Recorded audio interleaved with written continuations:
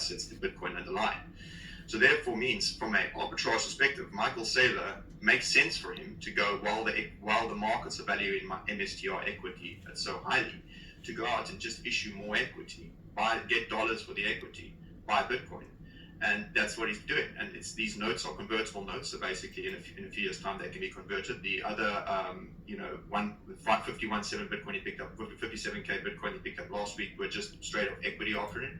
So he just issued equity and then paper bought the equity and then he used the equity to buy Bitcoin. So as long as that premium exists, he's going to keep on just doing it, potentially this week as well. So I don't exactly know why there's such a massive premium. I mean, why people are bidding MicroStrategy stock. I mean, it was last week. It was one of the days. It was trading. It had one of the most highest volumes in terms of stock trading volume on the day. But yeah, as long as there is this premium from an arbitrage perspective, it makes sense for him just to go and issue that stock, take it out cash, buy Bitcoin. And only once it closes or becomes parity with the net asset value to the share, because there is no other. In terms of there's no other business value in terms of MicroStrategy apart from its Bitcoin holdings. I mean, I don't know if it's got some product or something, but from an equity analysis perspective, I don't really see where else the value is coming from apart from just this insatiable appetite to buy Bitcoin.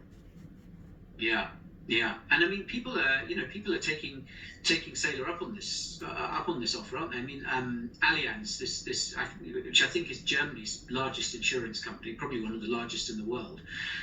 They purchased a big chunk, almost a quarter of these notes that MicroStrategy issued. Which is a thing to appreciate, Guy, that a German insurance company, one of the most conservative countries in Europe, is buying 24% of MicroStrategy's debt. It's insane.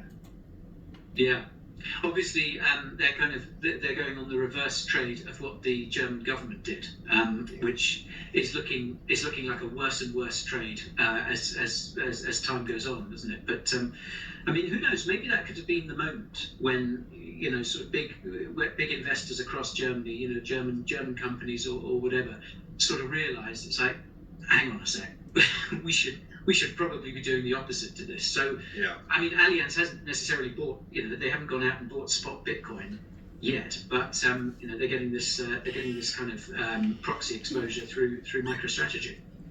And the MicroStrategy bonds, all of these they're zero interest, right? So he's not having to pay an interest because they have the option for conversion later on, and they've been performing very well. So even if you're buying bonds, they've been performing well.